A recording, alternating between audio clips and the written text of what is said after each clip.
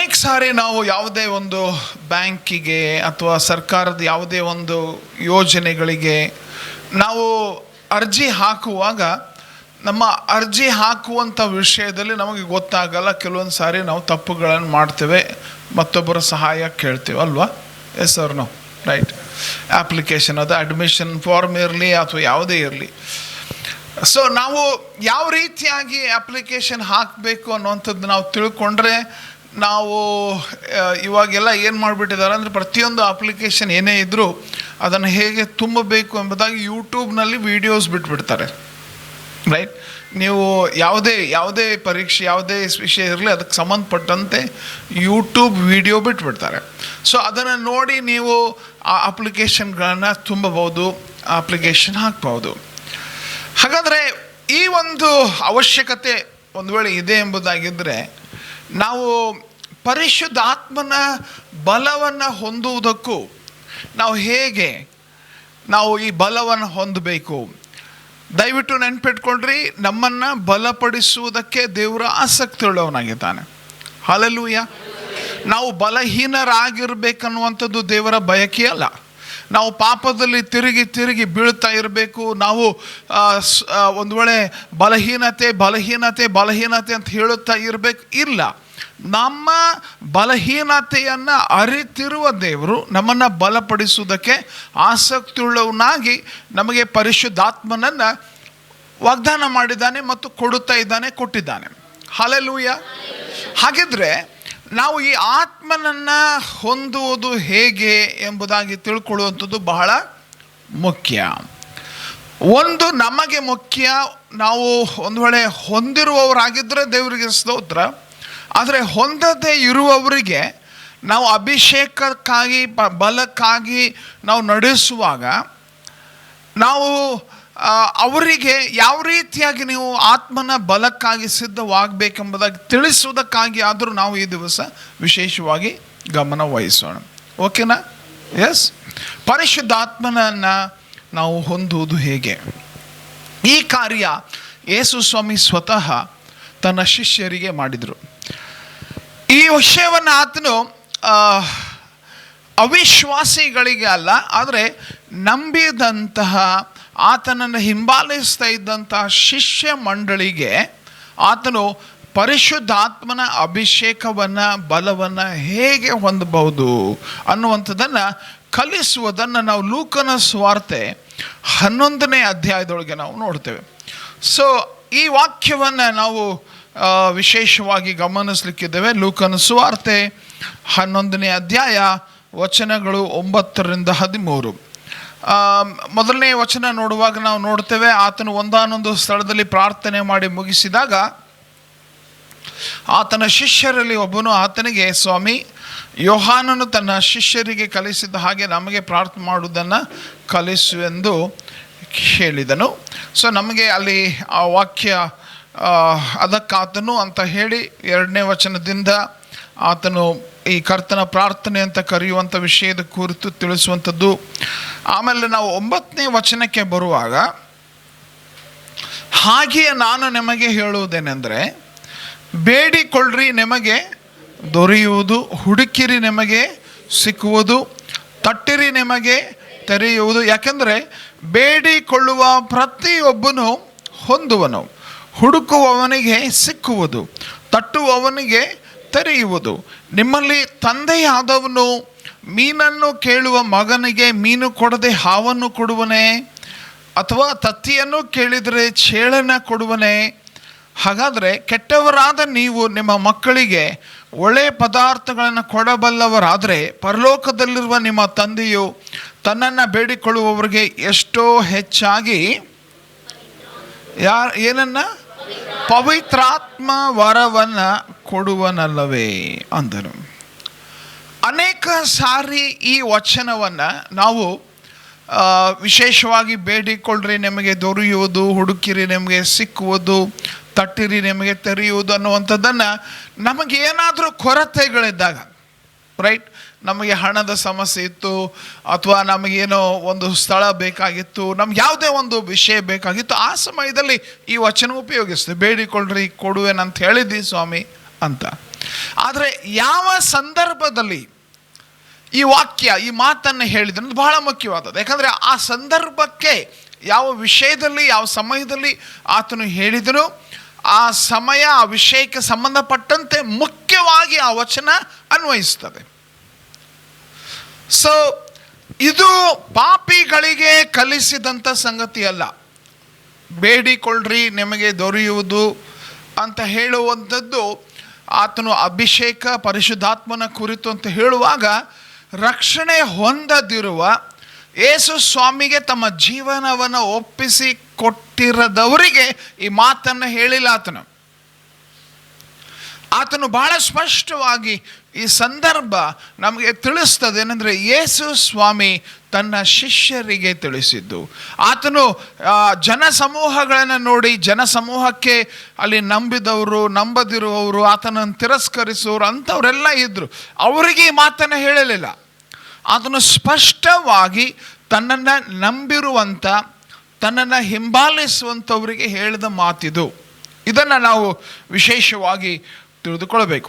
So ಈ ವಿಷಯದಲ್ಲಿ ನಮಗೆ ಗೊಂದಲಗಳು ಬೇಡ. ಯಾಕಂದರೆ ವಾಕ್ಯ ನಮಗೆ ತಿಳಿಸುವ ಪ್ರಕಾರ, ದೇವರ ವಾಕ್ಯ ಬೈಬಲ್ ನಮಗೆ ಯಾವ ವಿಷಯದ ಕುರಿತು ಹೇಳ್ತದೆ, ಅದು ಯಾವ ಸಂದರ್ಭದಲ್ಲಿ ಹೇಳ್ತದೆ ಅನ್ನುವಂಥದ್ದನ್ನು, ಯಾವ ಸಮಯದಲ್ಲಿ ಹೇಳ್ತದೆ ಅನ್ನುವಂಥದ್ದನ್ನು ತಿಳ್ಕೊಂಡು ಅದರ ಪ್ರಕಾರ ನಾವು ಮಾಡುವಾಗ ಅದೇ ಪ್ರಕಾರ ನಾವು ಹೊಂದುತ್ತೇವೆ.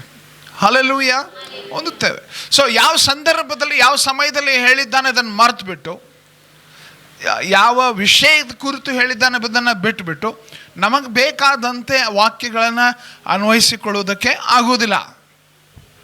ಸೊ ಇಲ್ಲಿ ನಾವು ಗಮನಿಸುವಾಗ ಈ ಲೂಕನ ಸುವಾರ್ತೆ 11ನೇ ಅಧ್ಯಾಯ, ಇನ್ಫ್ಯಾಕ್ಟ್ ಈ ವಚನಗಳು 9ರಿಂದ ನಾವು ಓದ್ತಾ ಹೋಗಿರುವ ಹಾಗೆ 9ರಿಂದ 11ರವರೆಗೆ ನಾವು ಗಮನಿಸಿರುವಂತೆ ಒಂದು ವಿಷಯ ಬಹಳ ತಿರುಗಿ ಪುನರಾವರ್ತಿಸ್ತದೆ ಅಂದರೆ ತಿರುಗಿ ಆ ಮಾತು ಬರ್ತದೆ. ಅದು ಯಾವುದು ಗೊತ್ತಾ? 3 ಸಾರಿ 9ನೇ ವಚನದಲ್ಲಿ ನೋಡ್ರಿ, 9ನೇ ವಚನ, 10ನೇ ವಚನ ಮತ್ತು 13ನೇ ವಚನ ಒಂದು ಶಬ್ದ ತಿರುಗಿ ಬರ್ತದೆ. ಏನದು? ನೋಡ್ರಿ, ಒಂದು ಅವ್ರು ನಾವು ಮಾಡಬೇಕಾದ ಕಾರ್ಯ ಅದು. 9ನೇ ವಚನದಲ್ಲಿಯೂ ಇದೆ. ಏನದು? ಬೇಡಿಕೊಳ್ಳಿರಿ. 3 ಸಾರಿ ಯೇಸು ಸ್ವಾಮಿ ತನ್ನ ಶಿಷ್ಯರಿಗೆ ಕೇಳಿದ್ದು, ಅವರಿಗೆ ಹೇಳಿದ್ದು ಪರಿಶುದ್ಧಾತ್ಮನ ಅಭಿಷೇಕದ ವಿಷಯಕ್ಕೆ ಸಂಬಂಧಪಟ್ಟಂತೆ. ಯಾರಾದರೂ ನೀವು ನಿನ್ನ ಮನಸ್ಸಿಗೆ ಬಂದರೆ ಕೊಡು, ನಿನ್ನ ಮನಸ್ಸಿದ್ರೆ ಕೊಡು, ನಿನ್ನ ಮೇಲೆ ಬಿಟ್ಟದ್ದು ಅವೆಲ್ಲ ದಿಮಾಕಿನ ಮಾತು ಹೇಳಕ್ಕೆ ಬರಲ್ಲ. ರೈಟ್? ಈ ವಾಕ್ಯ ನಮಗೆ ಬಹಳ ಸ್ಪಷ್ಟವಾಗಿ ತಿಳಿಸ್ತದೆ.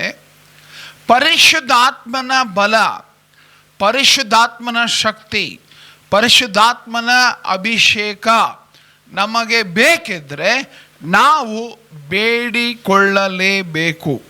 ಹಲ್ಲೆಲೂಯಾ, ಬೇಡಿಕೊಳ್ಳಲೇಬೇಕು. ನಮ್ಮಲ್ಲಿ ಇದು ಬಹಳ ಮಹತ್ವದ ಸತ್ಯ. ಸೊ ಇದು ಬೇಡಿಕೊಳ್ಳಲೇಬೇಕು ಎಂಬುದಾಗಿ ಹೇಳುವಾಗ, ಒಂದು ಮಾರ್ಕನ ಸುವಾರ್ತೆ 11ನೇ ಅಧ್ಯಾಯ ವಚನ 24 ಕೂಡ ನಮಗೆ ಒಂದು ಮಹತ್ವದ ಸತ್ಯವನ್ನು ತಿಳಿಸ್ತದೆ. ಮಾರ್ಕನ ಸುವಾರ್ತೆ 11ನೇ ಅಧ್ಯಾಯ 24ನೇ ವಚನ ಏನಂತ ಹೇಳ್ತದ್ರಿ? ನೀವು ಪ್ರಾರ್ಥನೆ ಮಾಡಿ ಏನೇನು ಬೇಡಿಕೊಳ್ಳುತ್ತೀರೋ ಅದನ್ನೆಲ್ಲ ಹೊಂದಿದ್ದೇವೆಂದು ನಂಬಿರಿ, ಅದು ನಿಮಗೆ ಸಿಕ್ಕುವುದೆಂದು ನಿಮಗೆ ಹೇಳ್ತಾನೆ. ಸೊ ನಾವು ಬೇಡಿಕೊಳ್ಳಬೇಕು ಸರಿ, ಆದರೆ ಹೇಗೆ ಬೇಡಿಕೊಳ್ಳಬೇಕು? ನಂಬಿಕೆಯಿಂದ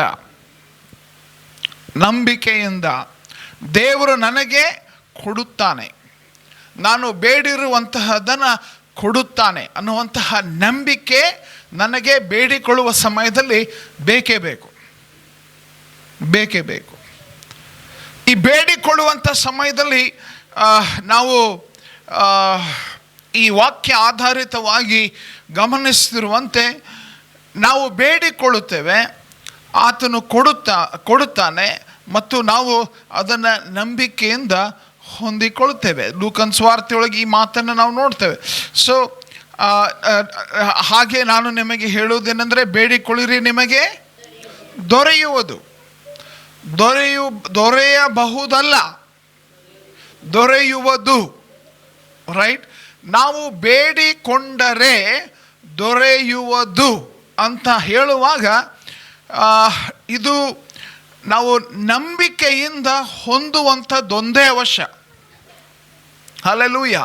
ನಾವು ನಂಬಿಕೆಯಿಂದ ಹೊಂದಿಕೊಳ್ಳುವಂಥದ್ದು ಬಹಳ ಮುಖ್ಯ. ಯಾಕೆಂದರೆ ಈ ವಾಕ್ಯ ತಿಳಿಸುವ ಪ್ರಕಾರ 9-10 ವಚನ ನೋಡುವಾಗ, ಬೇಡಿಕೊಳ್ಳಿರಿ ನಿಮಗೆ ದೊರೆಯುವುದು, ಹುಡುಕಿರಿ ನಿಮಗೆ ಸಿಕ್ಕುವುದು, ತಟ್ಟಿರಿ ನಿಮಗೆ ತೆರೆಯುವುದು. ಯಾಕಂದರೆ ಬೇಡಿಕೊಳ್ಳುವ ಕೆಲವರು ಏನಂತ ಹೇಳ್ತದೆ? ಬೇಡಿಕೊಳ್ಳುವ ಪ್ರತಿಯೊಬ್ಬರು, ಹೃದಯಪೂರ್ವಕವಾಗಿ ಬೇಡಿಕೊಳ್ಳುವ ಪ್ರತಿಯೊಬ್ಬರು ಹೊಂದುವರು, ಹುಡುಕುವವನಿಗೆ ಸಿಕ್ಕುವುದು, ತಟ್ಟುವವನಿಗೆ ತೆರೆಯುವುದು. ಒಂದು ವೇಳೆ ದೊರೆಯುವುದು, ಸಿಕ್ಕುವುದು ಒಂದು ವೇಳೆ ಸಾಧ್ಯ ಆದರೆ ತೆರೆಯುವುದು ಇಲ್ಲ. ಬಹಳ ಸ್ಪಷ್ಟವಾಗಿ ಹೇಳ್ತದೆ. ಏನಂತ? ದೊರೆಯುವುದು. ಬೇಡಿಕೊಂಡ್ರೆ ದೊರೆಯುವುದು. ಈ ಮಾತು ಅನೇಕ ಸಾರಿ ಈ ಒಂದು ಏನಂತಾರೆ, ಬೇಡಿಕೋ ಅಂತ ಹೇಳುವಾಗ ಸಾಮಾನ್ಯವಾಗಿ ಭಿಕ್ಷುಕರು ಬೇಡಿಕೊಳ್ತಾರಲ್ವ, ಆ ಶಬ್ದ ಉಪಯೋಗಿಸ್ತದೆ. ಬೇಡಿಕೋ ಅಂತ ಹೇಳಿದ್ರೆ ಭಿಕ್ಷುಕರು. ಆದರೆ ಯಾವುದೇ ಭಿಕ್ಷುಕ ಭಿಕ್ಷೆ ಬೇಡುವಂಥ ಸಮಯದಲ್ಲಿ ಗ್ಯಾರಂಟಿಯಿಂದ ಬೇಡುವುದಿಲ್ಲ. ಎಕ್ಸ್ಪೀರಿಯನ್ಸ್ ಇದೆಯಲ್ಲೋ ಗೊತ್ತಿಲ್ಲ, ನೀವು ಅವ್ರು ಕೇಳಿ ನೋಡ್ರಿ. ಬೇಕಂದ್ರೆ ನನಗೆ ದೊರಕ್ತದೆ ಅನ್ನೋಂಥ ಗ್ಯಾರಂಟಿ ಇರ್ತದಿಲ್ಲ. ಯಾಕಂದರೆ ಹೋಗತ್ತಗಂತ ಹೇಳ್ಬಿಟ್ಟು ಮುಂದೆ ಹೋಗು ಅಂತ ಹೇಳಿ ನಾವು ದಾಟಿ ಹೋಗ್ಬೋದು. ಹೌದನಿಲ್ರಿ? ರೈಟ್? ಒಬ್ಬ ಭಿಕ್ಷುಕನಾಗಿ ಬೇಡಿಕೊಂಡ್ರೆ ನಿನಗೆ ದೊರಕುತ್ತದೆ ಅನ್ನೋಂಥ ಗ್ಯಾರಂಟಿ ಇಲ್ಲ. ನೀನು ಕೇಳುವಾಗ ಭಿಕ್ಷುಕನಂತೆ ಬೇಡಿಕೊಳ್ಳಬೇಡ, ಭಿಕ್ಷುಕನಂತೆ ಬೇಡಿಕೊಳ್ಳಬೇಡ, ನಿನಗೆ ದೊರಕುತ್ತದೆ ಅನ್ನುವಂತಹ ಭರವಸೆ. ಯಾರು ಈ ಭರವಸೆ ಅಂತ ಕೇಳ್ತಾರೆ, ಕೇಳ್ತಾರೆ ಹೇಳ್ರಿ ನೋಡೋಣ. ಯಾರೋ ನಿಮಗೆ ಇದು ಬಹಳ ಸಾಮಾನ್ಯವಾಗಿ ನಾವು ಕಾಣ್ತೇವೆ. ನನಗಿದು ಬೇಕು. ಕರೆಕ್ಟ್, ಮಕ್ಕಳು. ರೈಟ್? ನನಗಿದು ಬೇಕು ಅಂತಂದರೆ ತಂದೆ ತಾಯಿಗಳು ಬಳಿ ಬಂದು ಕೇಳುವಾಗ ನನಗಿದು ಬೇಕು ಅಂತಂದರೆ ಅವ್ರಿಗೆ ಗೊತ್ತಿದೆ ಇದು ಸಿಗ್ತದ. ತಡ ಆಗ್ಬೋದು, ಓಕೆ, ಸಿಗ್ತದೆ. ಮೇ ಬಿ 1-2-3 ದಿವಸ ಆಗ್ಬೋದು, ಅಥವಾ ನಾನು ಕಿರಿಕಿರಿ ಕೊಡೋಕೆ ಸ್ಟಾರ್ಟ್ ಮಾಡ್ಬೋದು. ಯಾಕಂದ್ರೆ ನಾವು ಮಕ್ಕಳನ್ನು ಪಾಲಿಸ್ತಾ ಇದ್ದೇವೆ, ನಮಗೆ ಗೊತ್ತಿದೆ. ಒಂದು ಸಾರಿ ಇಲ್ಲ ಅಂದರೆ ನೆಕ್ಸ್ಟ್ ಟೈಮ್ ಮತ್ತೆ ಬೇರೆ ಅವಕಾಶ ನೋಡ್ಕೊಂಡು ಮತ್ತೆ ಹೇಳ್ತಾರವ್ರು, ನನಗದು ಬೇಕು. ಇಲ್ಲ ಸುಮ್ಮನೆ ಆಗ್ತಾರೆ, ಮತ್ತೆ ತಲೆ ಚಿಟ್ಟಿಡಿಸ್ತಾರೆ ಅಂತಾರಲ್ರಿ, ಹಂಗೆ ಅದು ಆಗೋವರೆಗೆ ಬಿಡುವುದಿಲ್ಲ. ಬೇಡಿಕೊಳ್ಳ್ರಿ ನಿಮಗೆ ದೊರೆಯುವುದು. ಸೊ ನಾವು ಭಿಕ್ಷುಕರಂತೆ ಬೇಡಿಕೊಳ್ಳುವವರಲ್ಲ. ಹಲ್ಲೆಲೂಯಾ. ಭಿಕ್ಷುಕನಿಗೆ ದೊರಕುತ್ತದೆ ಇಲ್ಲ ಅನ್ನುವಂಥ ಭರವಸೆ ಇರುವುದಿಲ್ಲ. ನಾವು ಬೇಡಿಕೊಳ್ಳುವಾಗ 3 ಸಾರಿ ಈ ಶಬ್ದ ತಿರುಗಿ ವಾಕ್ಯದೊಳಗೆ ಯೇಸು ಸ್ವಾಮಿ ಈ ಮಾತನ್ನು ಉಪಯೋಗಿಸಿದಾಗ ಸ್ಪಷ್ಟವಾಗಿ ಇದು ನಂಬಿಕೆಯಿಂದ ನಾವು ಹೊಂದಬಹುದನ್ನುವಂಥ ಸಾಧ್ಯತೆಯ ನಿಮಿತ್ತ ಆ ಮಾತನ್ನು ಆತನು ಹೇಳ್ತಾನೆ. ಹಲ್ಲೆಲೂಯಾ. ಸೊ ನಾವು ಬೇಡಿಕೊಳ್ಳುವಾಗ ನನಗೆ ದೊರಕುತ್ತದೆ ಅನ್ನುವಂತಹ ಭರವಸೆಯೊಂದಿಗೆ ನಾವು ಕೇಳುವಂಥವರಾಗಿರಬೇಕು. ಹಲ್ಲೆಲೂಯಾ. ಎರಡನೇದು, ಇಲ್ಲಿ ವಿಶೇಷವಾಗಿ ನಾವು ಗಮನಿಸೋಣ, ನಾವು ಪ್ರಾಮಾಣಿಕವಾಗಿರಬೇಕು. ನಾವು ಆತ್ಮನ ಅಭಿಷೇಕದ ವಿಷಯದಲ್ಲಿ ಪ್ರಾಮಾಣಿಕವಾಗಿರ್ಬೇಕಂದ್ರೆ ಸೀರಿಯಸ್ ಆಗಿರ್ಬೇಕು. ಸೀರಿಯಸ್ ಅಂತಂದರೆ ಏನ್ರಿ, ಹಾಸ್ಪಿಟಲ್ನಾಗ ಅಡ್ಮಿಟ್ ಆಗಿರುವಂಥ ಸೀರಿಯಸ್ ಅಲ್ಲ. ನಾವು ಸುಮ್ಮನೆ ಕೆಲವ್ರು ಹಂಗೆ ನೋಡ್ರಿ, ಪ್ರಯತ್ನ ಮಾಡಿರಿ, ಸಾಧ್ಯ ಆದ್ರೆ ಕೊಡ್ರಿ. ನಿಮ್ಗೆ ಒಂದು ವೇಳೆ ಈಗ ನೀವು ಮದುವೆಗೆ ಯಾರ್ದಾದ್ರೂ ಮನೆಗೆ ಇನ್ವೈಟ್ ಮಾಡ್ಲಿಕ್ಕೆ ಹೋದ್ರೆ, ಆಮಂತ್ರಣ ಕೊಡ್ಲಿಕ್ಕೆ ಹೋದ್ರೆ, ಕೆಲವರಿಗೆ ನೀವು ಬರಲೇಬೇಕು ಅಂತ ಹೇಳ್ತೀರಿ. ಓಕೆ, ಕೆಲವ್ರಿಗೆ ಪ್ರಯತ್ನ ಮಾಡಿರಿ, ಬನ್ನಿರಿ. ಹೌದನಿಲ್ರಿ? ರೈಟ್? ಪ್ರಯತ್ನ ಮಾಡಿ, ದಯವಿಟ್ಟು ಪ್ರಯತ್ನ ಮಾಡಿರಿ. ಅಥವಾ ಕೆಲವ್ರಿಗೆ ಅವರು ಬರ್ತಾರೋ ಇಲ್ಲೋ ನಮ್ಗೆ ಗೊತ್ತಿಲ್ಲ, ಕಾರ್ಡ್ ಮುಟ್ಟಿಸ್ತೇವೆ ಅವ್ರ ಮೇಲೆ ಬಿಟ್ಟದ್ದಂತ ನಾವು ಎಲ್ಲ 3 ಥರ ನಾವು ಕಾರ್ಡ್ ಮುಟ್ಟಿಸ್ತೀವಿ. ಕಾರ್ಡ್ ಅದ್ರ ಕುರಿತು ನಾವು ನಿರ್ಧಾರ ಮಾಡ್ತೀವಿ. ಇಲ್ಲೇನು ಗೊತ್ತಾ, ನಾವು ಪರಿಶುದ್ಧಾತ್ಮನ ಅಭಿಷೇಕ ಮತ್ತು ಬಲದ ಕುರಿತು ನಾವು ಕೇಳುವಾಗ ಇದೆಲ್ಲ ಮಾಡೋಕ್ಕೆ ಬರಲ್ಲ. ಏನೋ ನಿನಗೆ ಸಾಧ್ಯ ಆದ್ರೆ ಬರ್ರಿ, ನೀವು ಪ್ರಯತ್ನ ಮಾಡಿರಿ, ನಾನಂತೂ ರಿಕ್ವೆಸ್ಟ್, ನನ್ನ ಪ್ರೇಯರ್ ರಿಕ್ವೆಸ್ಟ್ ಇದು ಕೊಟ್ಟಿದ್ದೀನಿ, ನಿನ್ಗೆ ಬೇಕಿದ್ರೆ ಕೊಡು, ಇಲ್ಲಾಂದ್ರೆ ಬಿಡು. ಇಲ್ಲ. ಏನು ಗೊತ್ತಾ, 3 ಬೇರೆ ಬೇರೆ ಶಬ್ದಗಳನ್ನು ಯೇಸು ಸ್ವಾಮಿ ಇಲ್ಲಿ ಉಪಯೋಗಿಸ್ತಾರೆ. ಪರಿಶುದ್ಧಾತ್ಮನ ಅಭಿಷೇಕಕ್ಕಾಗಿ, ಪರಿಶುದ್ಧಾತ್ಮನ ಬಲಕ್ಕಾಗಿ ನೀನು ಪ್ರಾರ್ಥಿಸುವಾಗ 3 ವಿಭಿನ್ನವಾದ ಶಬ್ದಗಳು. ಒಂದು, ಬೇಡಿಕೋ. ಮೊದಲನೇದು ನೀನೇನು ಮಾಡಬೇಕು, ಬೇಡಿಕೋ. ಸೊ 9ನೇ ವಚನ ಅದೇ ನೋಡ್ರಿ, ಬೇಡಿಕೊಳ್ಳ್ರಿ ನಿಮಗೆ ದೊರೆಯುವುದು. ರೈಟ್, ಫಸ್ಟ್ ನೀನು ಮಾಡಬೇಕಾದ ಕೆಲಸ ಅದು ನೀನು ಬೇಡುತ್ತಾ ಇರಬೇಕು. ಬೇಡುತ್ತಾ ಇದ್ದಂತೆ ನೀನು ಒಂದು ವೇಳೆ ತಡವಾಯಿತು ಬಿಟ್ಬಿಡೋಣ ಅಲ್ಲ, ನೀನು ಬೇಡುತ್ತಾ ನೀನು ಇನ್ನೊಂದು ಕೆಲಸ ಸ್ಟಾರ್ಟ್ ಮಾಡಬೇಕು. ಏನು ಮಾಡಬೇಕು ಗೊತ್ತಾ, ಅಲ್ಲಿ ಉಪಯೋಗಿಸಿದಂಥ 2ನೇ ಶಬ್ದ ಹುಡುಕಬೇಕು. ನೀನು ಬೇಡುತ್ತಾ ಹುಡುಕುತ್ತಾ ಇರಬೇಕು. ಎಷ್ಟು ಕೆಲಸ? 2 ಕೆಲಸ. ಬೇಡುತ್ತಾ ಇದ್ದಿ ಮತ್ತು ಹುಡುಕುತ್ತಾ ಇದ್ದಿ, ಅಂದರೂ ಇನ್ನೂ ಕೆಲಸ ಆಗಲಿಲ್ಲ. 3ನೇ ಸ್ಟೆಪ್ನು ಮಾಡ್ಬೇಕು. ಏನದು? ಬೇಡುತ್ತಾ, ಹುಡುಕುತ್ತಾ, ತಟ್ಟುತ್ತಾ. ನೀವು ಮದುವೆ ಇನ್ವಿಟೇಷನ್ ಕತೆ ಹೇಳಿದ್ನಲ್ಲ, ಸೇಮ್. ನೀವು ಮನಸ್ಸಿದ್ರೆ ಬರ್ರಿ ಅಂತಂದ್ರೆ ಹಲೋ ಅದಿರಿ, ಇಲ್ಲ ಕಾರ್ಡ್ ಹೋಗದೆ ನೋಡ್ರಿ ತೊಗೊಂಡು ಬನ್ರಿ, ಇಲ್ಲ. ಇದೇನು ಗೊತ್ತಾ, ಬೇಡುತ್ತಾ, ತಟ್ಟುತ್ತಾ, ಹುಡುಕುತ್ತಾ, ಎಲ್ಲದರಿ. ಈಗ ಸಂಬಂಧಿಕರಂತಂದ್ರೆ ನಿಮ್ಗೆ ಗೊತ್ತಿರ್ತದಲ್ಲ, ಅವ್ರಿಗೆ ಕಾರ್ಡ್ ಮುಟ್ಟಿಸ್ಬೇಕು, ಅವ್ರು ಹೇಳಿ ಕಳಿಸಿದ್ದೆ ನಡೆಯಲ್ಲ, ಅವ್ರಿಗೆ ನೀವು ಡೈರೆಕ್ಟ್ ಹೇಳಲೇಬೇಕು. ಸೊ ಹುಡುಕ್ತಿರೋರು ಎಲ್ಲದರು ಹೋಗಿ ಅವ್ರಿಗೆ ಮುಖಾಮುಖಿಯಾಗಿ ಭೇಟಿಯಾಗಿ, ನೋಡ್ರಿ ಮದುವೆ ಐತಿ ಬರಬೇಕು ಅಂತ ನೀವು ಮುಖಾಮುಖಿಯಾಗಿ ಹೇಳ್ತೀರಿ. ಆಮೇಲೆ ಭಾಳ ಸೀರಿಯಸ್ ಅಂತಂದರೆ ಅವ್ರಿಗೆ ನಾನು ಗಾಡಿ ಕಳಿಸ್ಕೊಡ್ತೇನೆ ಮತ್ತು ಅವತ್ತ ಬರಬೇಕು. ರೈಟ್, ಉದ್ದೇಶ ಏನು? ನಮ್ಮ ಉದ್ದೇಶ ಏನು? ಬರಲೇಬೇಕು. ಸೊ ಈ 3 ಶಬ್ದಗಳು ಬೇಡಿಕೊಳ್ಳುತ್ತಾ ಇರುವ ಹಾಗೆ ನೀನು ಇನ್ನೊಂದು ಸ್ಟಾರ್ಟ್ ಮಾಡಬೇಕು. ಏನಂತ? ಹುಡುಕ್ತಾ ಇರಬೇಕು. ಎಲ್ಲಿದ್ದಿ ಸ್ವಾಮಿ, ನಿನ್ನ ಪ್ರಸನ್ನತೆ ಎಲ್ಲಿದೆ, ನಿನ್ನ ಸಾನ್ನಿಧ್ಯ ಎಲ್ಲಿದೆ, ನಿನ್ನ ನಡೆಸುವಿಕೆ. ನಾನು ಹುಡುಕ್ತಾ ಇದ್ದೇನೆ.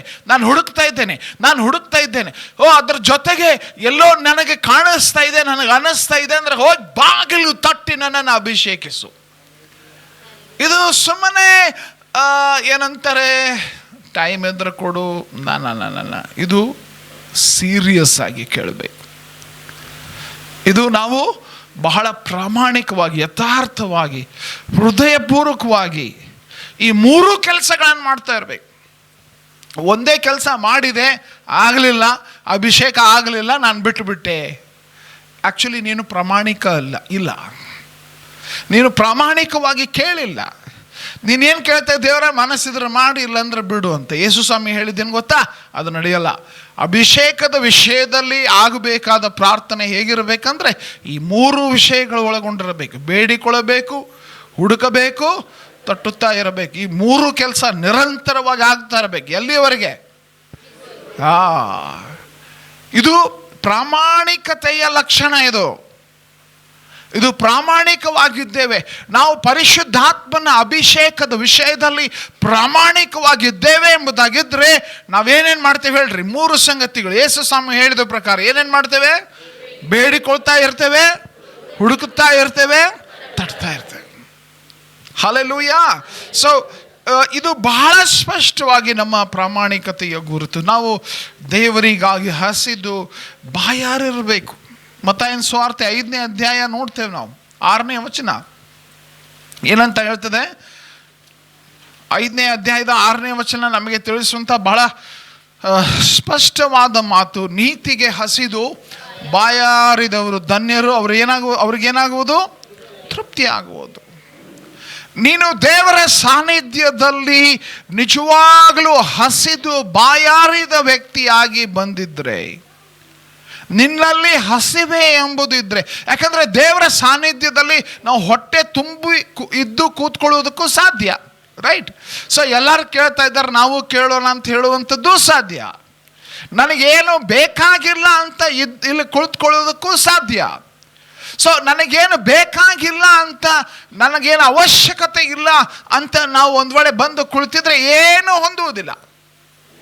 ದೇವರ ಸಾನ್ನಿಧ್ಯದಲ್ಲಿ ನಾವು ಹೊಂದಬೇಕಾಗಿದ್ದರೆ ಹಸಿದವರು ಬಾಯಾರಿದವರು ಆಗಿರಬೇಕು. ಹಲ್ಲೆಲೂಯಾ.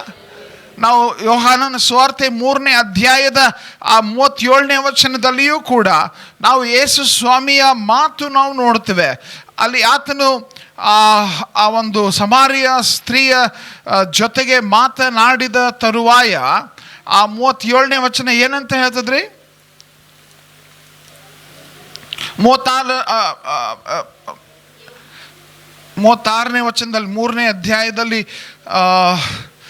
ಇನ್ಫ್ಯಾಕ್ಟ್ ನಾವು ಅದು ವಚನ ಗಮನಿಸುವುದಾಗಿದ್ದಲ್ಲಿ 3ನೇ ಅಧ್ಯಾಯದಲ್ಲಿ ಆತನು ಹೇಳಿದಂಥ ಮಾತು ಏನಾಗ್ತದೆ? ಓಕೆ,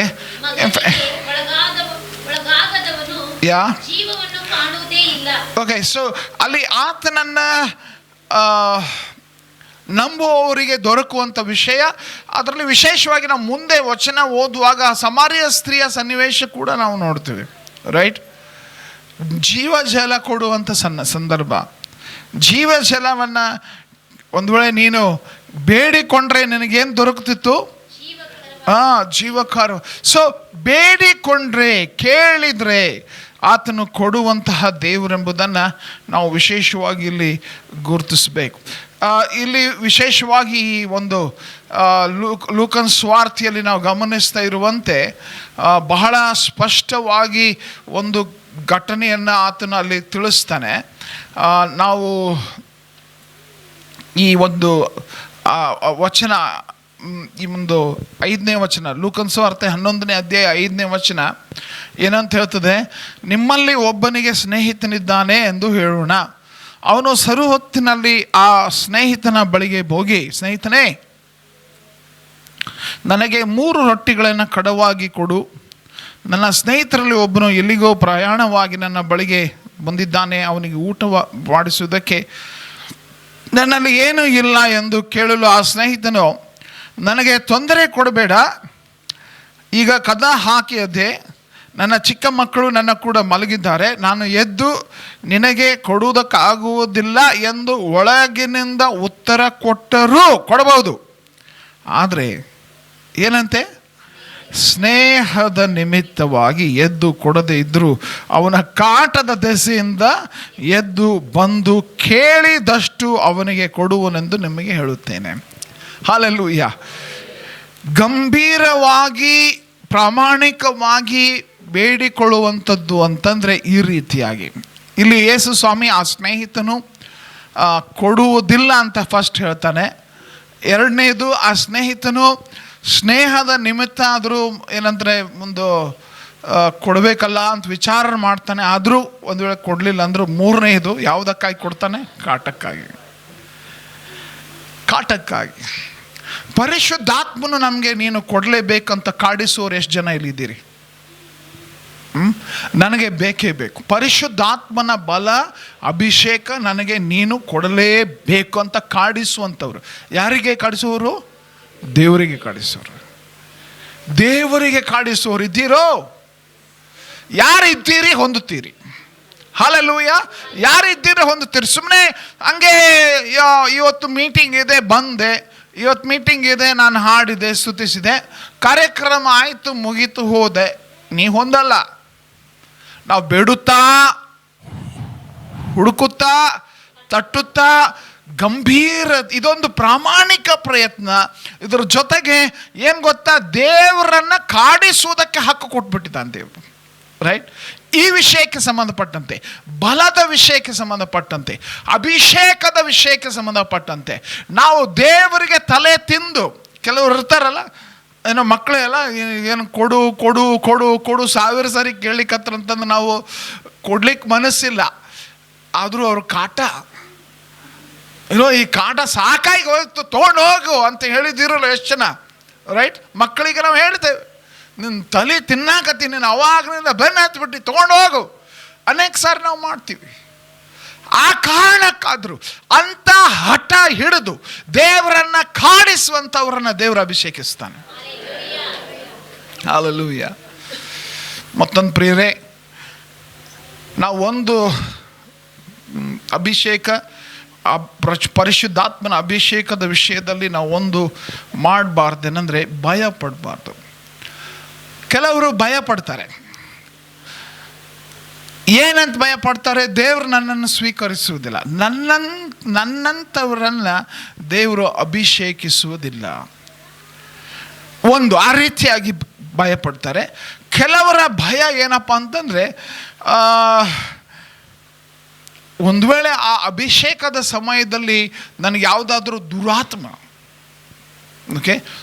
ದುರಾತ್ಮ ಸೈತಾನನ ಆತ್ಮ ಪ್ರವೇಶ ಮಾಡಿದರೆ, ದುಷ್ಟಶಕ್ತಿ ನನ್ನೊಳಗೆ ಪ್ರವೇಶ ಮಾಡಿದರೆ, ಈ ರೀತಿಯಾದ ಭಯ. ಸೊ ನನ್ನಂಥವ್ರಿಗೆ ಆತ್ಮನ ಅಭಿಷೇಕ ಆಗುವುದಿಲ್ಲ, ಅಥವಾ ನನ್ನ ಅಭಿಷೇಕದ ವಿಷಯದಲ್ಲಿ ಒಂದು ವೇಳೆ ಬೇರೆ ಏನಾದರೂ ನನ್ನೊಳಗೆ ಸೇರಿಬಿಟ್ರೆ ಅನ್ನುವಂಥ ಭಯ. ಪ್ರಿಯರೇ, ಒಂದು ನಾವು ಆತ್ಮನ ಅಭಿಷೇಕದ ವಿಷಯದಲ್ಲಿ ತಂದೆಯಾದ ದೇವರ ಕುರಿತು ನಾವು ಭಯ ಪಡಬಾರ್ದು. ಮುಖ್ಯವಾಗಿ ನಾವು ಕೇಳ್ತಾ ಇರುವಂಥದ್ದು ಕೇಳಂತ ಹೇಳಿರುವಂಥದ್ದು. ಹಲ್ಲೆಲೂಯಾ.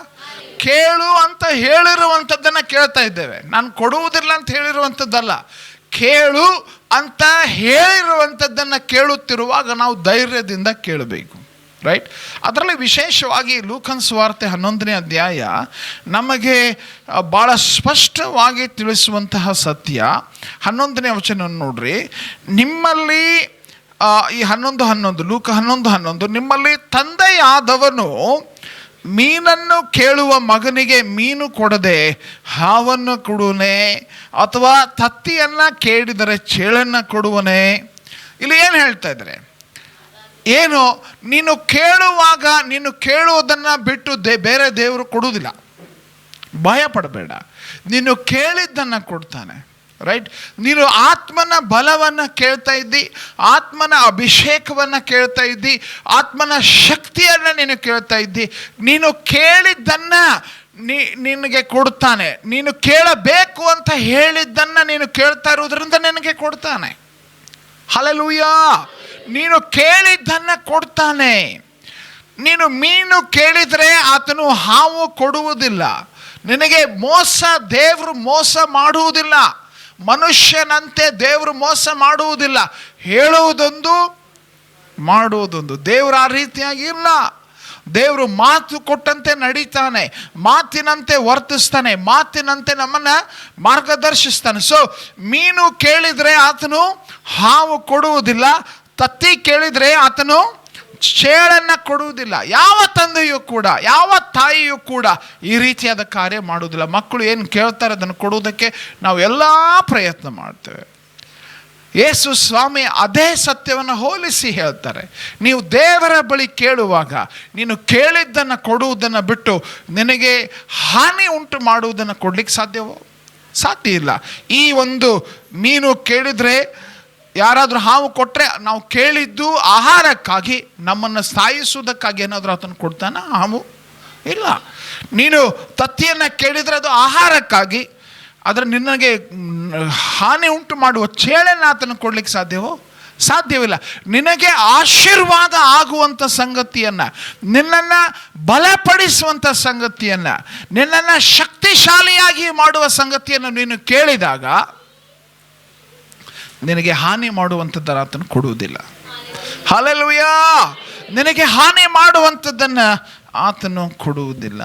ಸೊ ಈ ಒಂದು ಸಾಯಂಕಾಲ ಪ್ರಿಯರೇ, ನಾವು ಹೇಗೆ ಬೇಡಿಕೊಳ್ಳಬೇಕು, ನಾವು ಹೇಗೆ ಪರಿಶುದ್ಧಾತ್ಮನ ಬಲವನ್ನು ಹೊಂದಬೇಕು ಅನ್ನುವಂಥದ್ದನ್ನು ಈ ವಾಕ್ಯ ನಮಗೆ ಸ್ಪಷ್ಟವಾಗಿ ತಿಳಿಸ್ತದೆ. ಆದರೆ ವಿಶೇಷವಾಗಿ ನಾವು ಈ ವಾಕ್ಯದ ಆಧಾರವಾಗಿ ಯೇಸು ಸ್ವಾಮಿ ನಮಗೆ ಮಾರ್ಗದರ್ಶನ ಮಾಡ್ತಾರೆ, ಯಾವ ರೀತಿಯಾಗಿ ಪರಿಶುದ್ಧಾತ್ಮನ ಬಲದ ಕುರಿತು, ಪರಿಶುದ್ಧಾತ್ಮನ ವರದ ಕುರಿತು. ಸೊ ವಾಕ್ಯ ಹೇಳ್ತಾರೆ, ಇನ್ನೂ ಎಷ್ಟೋ ಹೆಚ್ಚಾಗಿ ಪವಿತ್ರಾತ್ಮ ವರವನ್ನು ಕೊಡುವನಲ್ಲವೇ? ಯಾರಿಗೆ? ಬೇಡುತ್ತಾ ಏನು ಮಾಡ್ತಿರ್ತಾರೆ? ಹುಡುಕುತ್ತಾ ಬೇಡುತ್ತಾ ಹುಡುಕುತ್ತಾ ತಟ್ಟುವವರಿಗೆ ದೇವರು ಕೊಟ್ಟೇ ಕೊಡ್ತಾನೆ. ಹಲ್ಲೆಲೂಯಾ. ಬೇಡುತ್ತಾ ತಟ್ಟುತ್ತಾ ಹುಡುಕುವವರಿಗೆ ದೇವರು ಕೊಟ್ಟೇ ಕೊಡ್ತಾನೆ. ಬರೀ ಬೇಡಿ ಹೋಗೋರಿಗಲ್ಲ, ಬರೀ ಬೇಡಿಕೊಂಡೇ ಇಲ್ಲ, ಬೇಡುತ್ತಾ ತಟ್ಟುತ್ತಾ ಹುಡುಕುವವರಿಗೆ. ಎಲ್ಲರೂ ಕೂಡಿ ಹೇಳೋಣ, ಬೇಡುತ್ತಾ ತಟ್ಟುತ್ತಾ ಹುಡುಕಬೇಕು, ಬೇಡುತ್ತಾ ತಟ್ಟುತ್ತಾ ಹುಡುಕಬೇಕು. ಏನೇನು ಮಾಡಬೇಕು? ಅಭಿಷೇಕಕ್ಕಾಗಿ ಬೇಡುತ್ತಾ ತಟ್ಟುತ್ತಾ ಹುಡುಕಬೇಕು. ಹಲ್ಲೆಲೂಯಾ. ಸೊ ಆ ಕಾರ್ಯ ಯಾರ್ಯಾರು ಮಾಡ್ತಾರೋ ಹೊಂದ್ತಾರೆ. ಹಲ್ಲೆಲೂಯಾ. ಹೊಂದುತ್ತಾರೆ. ದೇವರು ನಮಗೆ ಅನುಗ್ರಹಿಸುತ್ತಾನೆ. ನಾವು ಕೇಳುವಂತಹ ಸಂಗತಿಗಳನ್ನು ಆತನು ಅನುಗ್ರಹಿಸುತ್ತಾನೆ.